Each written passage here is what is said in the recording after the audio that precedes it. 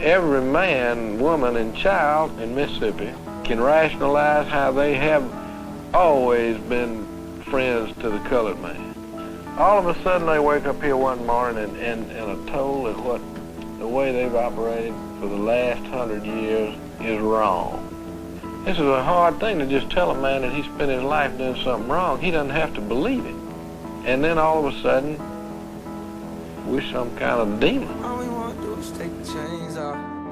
All we want to do is break the chains off, man. All we want to do is be free. All we want to do is be free.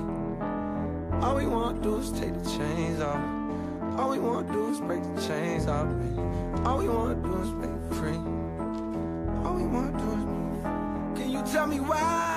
White police officers don't have to be in black areas. They don't have to be. It's a matter of the effect of the state occupying those forces, sir. How about 70 to 75% of the crime in my city? How about your takes attitude place reinforces in black the cities? Problematic all right, I think this is a debate that prevails in the culture, sir. This is a debate. You reduce crime. Okay, do-rag, pants sagging, Jordans. That's like 75% of like everybody. We had just came out the house and we was walking towards the store, which is down the block. And they didn't ask for no ID. They just said, search yourself. Put your hands up so they could search them. And they searched him. I was asking him, what is it for? And they say someone just got robbed around the corner and he fit the description just like that. Pulled me over and started searching me and all that. And me being the person I am, I felt like it was a problem with it, so I gave him a problem. And long story short, I ended up getting a broke tooth. My baby mother's mother witnessed them beating me in the back of the car on my way to the precinct. I came home from doing 13 days on Rikers Island. And when I finally seen the judge the second time, she couldn't figure out what was the reason for them stopping me in the first place.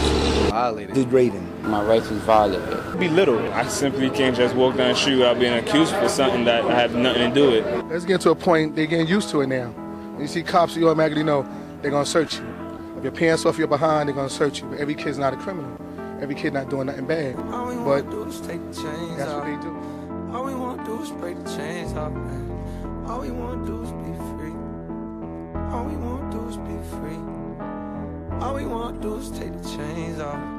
All we want to do is break the chains off, man. All we want to do is be free. All we want to do is be free. Can you tell me why? The department says there are no quotas.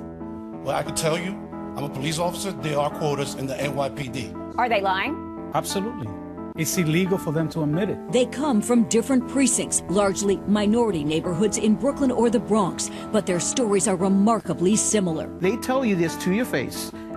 Black Hispanics between 14 to 21. They must get stopped. They're plaintiffs in a federal class action lawsuit that claims the NYPD is violating a 2010 state ban on quotas, speaking out together for the first time. At the end of the month, these officers, whoever don't have that arrest, or those few summonses, they're pressured to find something. You might not see nothing. You're supposed to be visible. You might not see anything, but you go hunting, like bounty hunting for an arrest. Locking up some old guy, some homeless guy, finding somebody who's riding their bicycle on the sidewalk, who's spitting, and you bring him in. The problem is when you go hunting, when you put any type of numbers on a police officer to perform, we are gonna go to the most vulnerable. The most vulnerable? Of course, we're gonna go to LGBT community, we're gonna go to the black community, we're gonna go to those people that have no vote, that have no power. If we start doing what we're doing in Midtown Manhattan, a phone call to the mayor's office is gonna be made. That's gonna be the end of it. We're the predators, they're the prey. The worst thing you can have is a police officer that needs an arrest for the month. So you're all minorities. How does that make you feel? It's horrible. This is something coming from the top that trickles its way down, and this is why we're all here today. Without saying this is the politics of crime, we are discussing the politics of crime. When you look at Ethan Couch of suburban Texas, white boy, accused of multiple murders and admits it, and use a defense called affluenza, meaning he had too much money to realize his wrongs, and then get freed with a slap on the wrist. And a black man can get 30 years under some 3 strikes law for stealing his Snickers. Therein is the politics of crime. The politics of crime affects a certain group of people. You know, we tend to overlook the racial factor in all this. You know, when we talk about slavery, you know what I mean, talk about slavery being reinvented. lot of times those are misnomers. You know, slavery never stopped. You know, we are in we witness the continuity of slavery. It has taken on different names, different forms, but it never stopped. And so the same way we had abolitionists during the days of chattel slavery, we need to rise up today and become abolitionists. There's nowhere in the world that anyone here under this system cannot be an abolitionist. I mean those who are adversely affected. The only thing different from then and now is the deception. The politics of crime are the politics of slavery. We know what these black code laws were, why they were written. So after private-owned plantations were disbanded, they were absorbed into the state. And so now we have state-owned property, or as the rap group called themselves, state property. We are state property now. I like to begin it that way. Also, I appreciate the music in the intro. Got me in the mood to break the neck of the prison industrial complex. I rest my mic. All right, thank you, dear brother. Anybody else? Yes. Yes, sir. You want to go right ahead? This is Max Parthas once again. The politics of criminality is a very broad subject because it encompasses so much. So I will try to use an example in order to explain it. That example would be what happened in Pennsylvania in 2008, where two judges were pled guilty and received 28 years in prison for accepting under-the-table bribes, I guess you could call it bribes, from a private prison company, juvenile detention prison company by the name of Merkel. This company was paying the judges to simply be an assembly line of bodies, of children's bodies. So in upwards of 5,000 cases, the judges were selling these children to this private prison and convicting them without any representation, sometimes not even with the parents in the courtroom, of things like tossing a piece of steak at the stepfather, or writing on a desk, or making fun of their vice principal. At least one of those children committed suicide, and all of their lives are changed. The Supreme Court had to overturn all of the convictions made by these two judges. Now, with these two judges being the center of this story that we're pointing out, and the culprit behind it all being the corporation, the way the criminality played out through politics was you criminalized these children. Not because they had done anything wrong, but because by becoming a criminal, you are able to incarcerate them for a fee from the taxpayers. This company, Merkel, made nearly $1 billion. It created jobs for guards. It created jobs for construction workers, jobs for everybody that either worked on or supplied that prison for children. Several prisons, actually. So they used that as an economic development program. And their economic development program in Pennsylvania, in this county, was through the buying and selling of children by incarcerating them. They didn't work them. It wasn't the work that was making the money. It was the simple possession of their body for as much as $220,000 a year per child. This is played out in every neighborhood across America with more than just adults.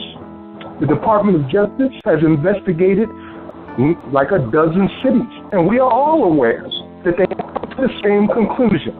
Rampant constitutional violations, conspiracy where many people within the local government are working in order to exploit bodies through taxes, through tickets, through no-knock warrants, through search and seizures, and on and on. This is not something I'm thinking of. These are the facts as presented by our very own Department of Justice. So if you can imagine that one story I told you about, expanded across every state in this country, that is the politics of criminality. All we wanna do is take the chains off. All we wanna do is break the chains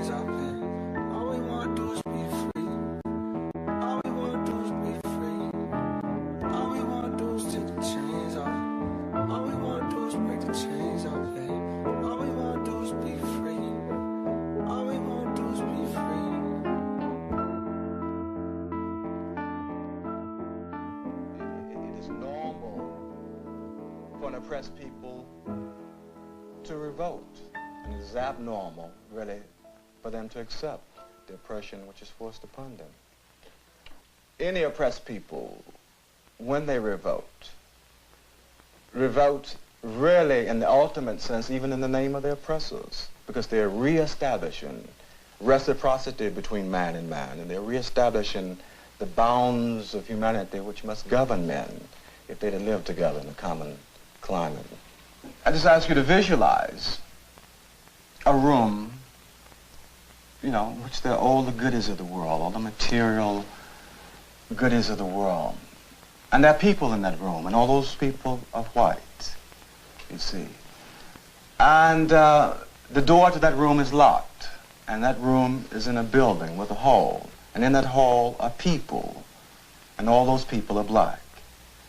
Now, black people have been standing in that hall for more than 200 years, knocking on that door. And they've been saying, please let us in. You know, we want to be with you. We want to be like you. We love you. And that door has never opened.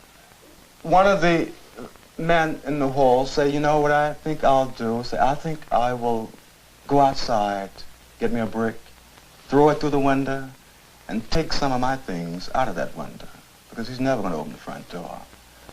And another man in that hall says that, no, I'll tell you what I'm going to do. I'm going outside, I'm going under the house, I'm going to take me a match, and I'm going to burn that house up, and everything in it, including me. And then a third man says that, wait, brothers, you know, it might become necessary to do that, but it's not become necessary yet. Said the problem is we've been standing here for 200 years knocking on that door, and he hasn't opened the door because we haven't been speaking his language. So his mother tongue is power. And that perhaps if we take all our little toothpicks of power and put them together and create a whole huge battering ram, then the door will open one way or another.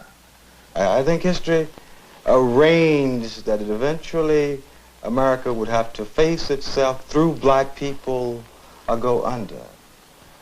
And I deeply believe that this is the point we occupy now in time.